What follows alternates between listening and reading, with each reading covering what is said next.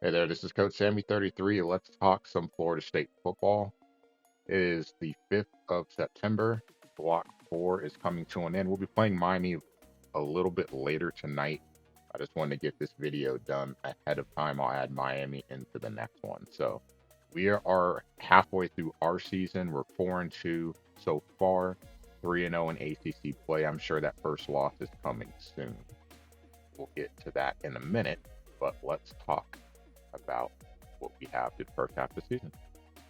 So looking at team stats, 177 points through 6 games. That's almost 30 points a game. Offense picking up a little. I mean, when you have to have a track meet with Pittsburgh, it certainly helps for sure, right? So we sit in the top half of the league in points scored. First downs, we're around maybe a little lower. 68, I believe, is the exact number for the middle of the pack, 68, 69. So we're around that. Total offense, 2,200 yards. That's a bit better. On the ground, 11th in the league. You know I like that. 939 yards. Passing, 1,261. It's an interesting one because we're in the bottom third of the league in passing. How do you get there? It depends, you know. Is it the game? You know, does the game dictate it in terms of the score? Does it get dictated in terms of what you're trying to do? And maybe like the Pittsburgh game, slowing it down, having to rein it in the second half. It kind of depends. It's been a mixed bag with the pass game. We'll talk about that in a sec. Third downs gone down a little bit, so we're a little above 50%. We like to hit above 55. 55 is kind of my benchmark. 3 of 5 on fourth downs, and no 2-point conversions thus far. TD interception ratio in the red zone is 9-3. I'll take that. Any higher and you'd be extremely happy, but I'll take what we have there. Turnovers, we've turned the ball over 4 times in 6 games. One of them being fumbles. Fumbles are kind of hit or miss. We've had a couple. It's luck of the draw if you get the ball, if you don't, if you fumble, if you don't. So 3 interceptions is really my primary focus through 6 games. That's 1 every 2 games. I will gladly take that. Tommy's protecting the ball, even if he's not winging it around like some of these other quarterbacks in the NDL. And then the pass run rate, closer to 50%, 51 to about 49% run. I will gladly take that.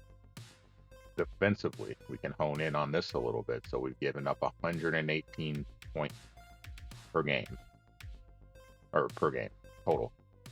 That's around 20 points, a little less than 20 points a game. I'll gladly take that. Obviously, the Pittsburgh game saw a lot of points. We expected it to be so. Just find a way to survive. You'll just be happy with that. So we're in the upper third in terms of that. First downs, 105. It's not too bad. I'm not giving up as many. Just got to stop giving up the big plays. Total offense, 2,100. So the yard is looking better there. Against the run, about middle of the pack. Obviously, the pass has been the struggle, 1,600 yards. But I'd rather struggle stopping the pass than struggle stopping the run. If you're struggling stopping the pass, that means that you have more opportunities for sacks and turnovers. You have to try to make those happen. Third down, about 52%. I'd like that to be sub 50 if possible. Fourth down, 2 for 6, both in the last game, I believe. And then the red zone, 12-2. That I hate. Got to get in the red zone and get pulled to 3. No touchdowns. So we have stopped the opponent from scoring altogether twice. Pitt, big in the last game, this block, last block, however you want to define it, and then Boise to start the season. So those 2 goal lines stand. They don't get reflected on here, but still, if we're giving up points in the red zone, I'd rather it be 3 than 6. 10 turnovers through 6 games, that I hate because that's definitely a huge negative. Now, I know this is going to sound whatever, but the defense, the way that I play defense is all about trying to create turnovers. And so have 10 created through 6 games, it's a bit disappointing. That means less than 2 turnovers per game. Part of it is because of the score, a lot of close games, 1-score games, so you're not having as many opportunities to force them.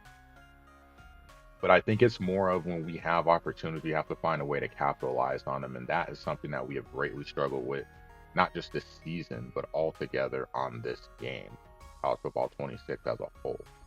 So 8 interceptions, 2 recovered fumbles. Again, fumbles are luck of the draw. We're 24th in the league with 2 recovered. It is what it is. If you get them, you get them. You don't, you don't. 8 interceptions, middle of the pack. This is probably the lowest I've ever been rated in interceptions. Usually even if I have a bad season, I'm usually in the top third at worst. So this is definitely a frustrating stat to have to look at, and we have to improve it. If we don't, it's going to be a very, very, very long game cycle. Return yardage, don't really need to pay attention to that. And then the pass run rate, 55 or 54 pass, 46 run. Probably going to change with Clemson coming up, May with Miami as well. Also, while I'm thinking about that, circling back up, kick returns for 25th with 408. That's a big stat, and I'll show you why in a sec. So looking at player stats, Tommy, efficient and completion percentage, about 77%. I've never had one this high, 100 out of 130, 8 touchdowns to 3 picks. So again, he's not really just killing it, passing the ball. He's not that type of passer, as I've definitely found out. But as long as he's not throwing interceptions, take that. Just need him to be a little more accurate on some of the easier throws. In the run game, we got 2 running backs with over 400 yards. Crazy thing is Gavin has less than half the carries and almost is right there with Williams, averaging 17 yards carry. That clearly is going to go down. But a lot of big lanes created by Florida State offensive linemen. Very happy to see that. Both have run for 7 20-plus yard runs. That's 14 altogether. Love it. 11 touchdowns between the two. Williams with 7, of course, punching it into the red zone for sure. So the ground game has been solid. In the receiving game, White definitely making his impact now. 313 yards. He leads the team in receiving yards and touchdowns with 4. So he's definitely starting to step up. 16 receptions. Pittman Jr. still leading the way with 23 receptions. The Deuce usually factored in early. Got to find ways to get him or keep him engaged in the second half. Offensive line, Leonard and Hanson doing good. Pettis killing it on the right side, especially paving ways for the running game.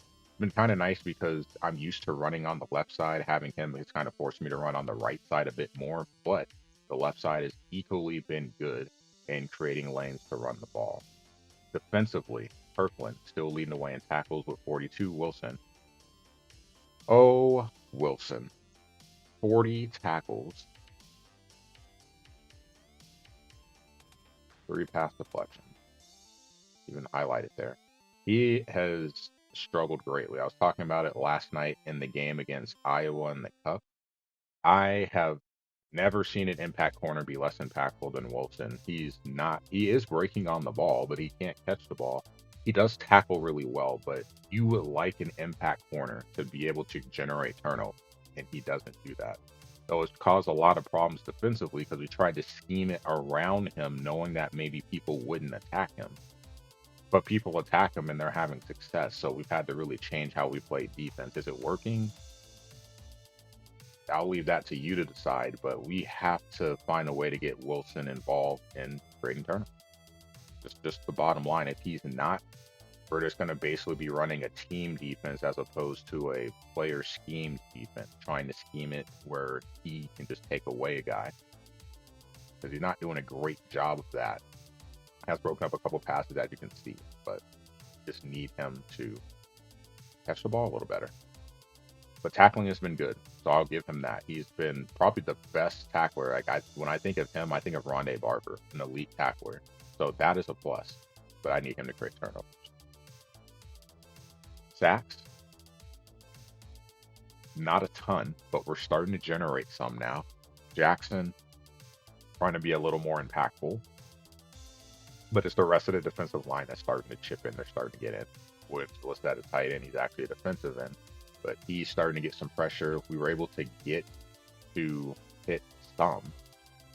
Stanford, not as much, so we're still trying to work on how to make that work. And then in terms of turnovers, you see 8 turnovers altogether. And the crazy part, for as many pick sixes as we see in the NDL, none. Thankfully, I haven't thrown any either. But this is probably the longest stretch of games that I've gone. Because if you include the Cup, well, I ran one back in the Cup against Georgia Southern. So you're looking at 9 games and only one pick six on either side of the ball combined. Wild. Kicking, Jake 3 for 4. That miss against Pitt sucked. But Holmes, the reigning Jet Award recipient, 2 big kick returns against Pitt and a nice punt return as well. So he maybe is a spark that helps get us going with Miami on the schedule, with Clemson and Wake Forest on the schedule. So a lot of offensive firepower. Florida at the end too. That helps. And then you got NC State and Virginia Tech being able to swing a game with punt or field position, whether it's kick return, a touchdown potentially, or just a long punt return, would go a long way in helping us out. I'll take a look at our team sheet. So you can see strength of schedule a little above the middle at 62. That's going to change. Played so far, 64.8, 48.7. Obviously, Clemson is going to be shooting up with their recent success in games played. Offense power, 80. Defense, 28. Opponent record, see almost 65% winning, or 65, a winning percentage, 65%. I'll get it right eventually. Quad 0-1. So still, that sticks out like a sore thumb. Iowa State. But in quad 2, 3-1, that lost Boise, and then 1-0 in quad 3. Top 50, we're 1-1, ranked 1-1, and then unranked 3-1. Ranked can definitely change because we have some stuff coming up. So the thing that's interesting is you can see the rank stays here for what the team is actually ranked when you play them. So Georgia's not ranked now, but when we played them, they were 7. Iowa State is higher; they're 18 here. Miami, I'll have to see what they're at in the poll because they're 2-1, but they are 21 in this block. So a potential, another ranked game there. Pitt not ranked, and then we'll see about Wake Forest and Clemson. Clemson obviously will be ranked going into the next poll, and Wake Forest, maybe we'll see. They're quad 1, so we'll have to see. Home record 1-2. Home field advantage 58, but advantage is definitely earned in this game here against Pitt, being able to help counter some of the adjustments on offense. And then on the road, I always say it's really weird. With home field advantage, I don't know, I don't really feel like I play more relaxed. On the road, especially in the regular season, I feel like I'm more amped up and more in tune because I have to do my best to try to keep my players from going cold. So maybe that's what it is. I don't know. But for whatever reason, we play better on the road than we do at home. It'd be nice if that HFA would come into effect big. I mean, we have a couple of games that would be really helpful for coming up. And then scoring, you see we averaged 29.5, allowed 19.7. And then just looking at what's to come, Miami's sitting at 35, Wake Forest and Clemson in the top 20, NC State in the top 5, top 10, and then Virginia Tech and Florida. I'm sure Mike will get things turned around there. He's definitely not going to get fired. He's too good for that. And Virginia Tech at 52 is going to be a defensive game based on what I've seen so far. So hopefully our defense will be up to the task of keeping up. In terms of offenses coming up, I mean, we just faced number 7. Now, this is definitely false. 104 is probably that Nebraska game and just the lack of games played. Clearly, he's going to be a problem offensively. And then you've got top 5 offenses coming up in Wake Forest and Clemson. NC State sitting at 12. And then defense, like I said, Virginia Tech will be a defensive game. Mike tends to play well defensively against me. NC State at 5, Clemson at 102 is also fake. This is the interesting one because you have a huge difference. 472. It's like Pitt, Stanford. 3 top 20 in terms of ratings offenses, or top 15, I guess. And then these two are low, and then Wake Forest not as low. They're about middle of the pack. So the question is, what happens in that game? And then looking at the Massey is up to date, at least up to date for us, because we're sitting at 4-2, which is why I wanted to take a look. So if you go down, we're sitting at 44. Highest we've been in the Massey, I believe, since our opening loss to Boise. You can see strength of schedule starting to change. Obviously, ACC team, that game against Pitt being a factor. Miami will be along with Wake Forest and Clemson, so this will definitely shoot up if we were to have some success. That'd be huge. Home field advantage and defense. That's good. Offense. And you see power, speed, and all together, we rank where we rank. You got Texas #1. If you look at the ACC coming up, because you got Clemson sitting at 12. Obviously, a huge game. It's against El Jefe, and it's on the road again, just like last season. Wake Forest at 18. And then going down, Miami at 35. So, yeah, 3 huge games for us coming up. And then just reflecting on the schedule here. So, a couple of things. We're 4-2. Our goals for the season: win 5 conference games, finish top 4 in the conference. Well, if you look at the conference rankings right now, there's 4 of us that are undefeated in conference play. Like I said, I expect that first loss to be coming soon. The question is how many. We'll have to see. I have to go in order to hit the win 5-3 in conference play. So we need to find 2 more wins. And looking at what's left, we got Miami at home. That's a rivalry game. Wake Forest at home.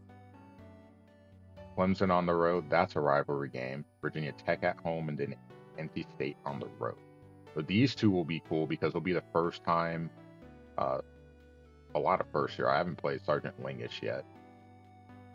I don't believe I've played C Nasty in a regular season game. I believe we met up in the Cup.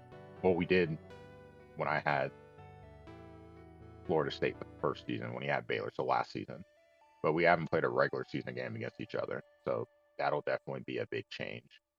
But Wake Forest and BT and NC State, I haven't played at all. I haven't played homie. So I'm really looking forward to those games to see what becomes of it. And obviously they're big. We got to find a way to win 2 for sure to hit a goal. Finishing top 4 obviously means that we're going to have to do better. But we know, like, obviously, if we were to win out, we'd win the conference. Or win the conference. We'd play in the conference championship game. I highly doubt that. I mean, we'd knock off Clemson and NC State if that were to happen. Virginia Tech, we'd give them all losses, and we'd be only one for sure without a loss. I highly doubt that happens. So this is where things could get dicey. We'll really have a better idea of what the outlook of this season in terms of ACC play looks like when I do the next block recap, because Miami tonight, Wake Forest on Saturday, and then I'm sure Clemson and I will meet up before he goes back to school or I go back to work on Monday. So, but it'll be an interesting stretch. I think that'll be the tell of our season. So if we can come through this stretch at least winning 2, things will be interesting. If we don't win any, we're just trying to fight to make a bowl. Like, ideally, we'd like to at least go, I mean, perfectly, 3-0. But ideally, if you could go 2-1 in this stretch, you're guaranteed 6 wins. That gets you a bowl. That hits our win goal. And then it'll be stress-free down the stretch, just seeing how we can do on the other rivalry game. And then the Cup, we'll talk about that in the next video, too. You can see Florida State 1-2, a loss 34-37. That recap will be coming tomorrow. Just wanted to kind of give a recap of where Florida State sits right now. We're going to get the second half of the season started off later tonight. So we'll see if half number 2 can be solid like the first half was.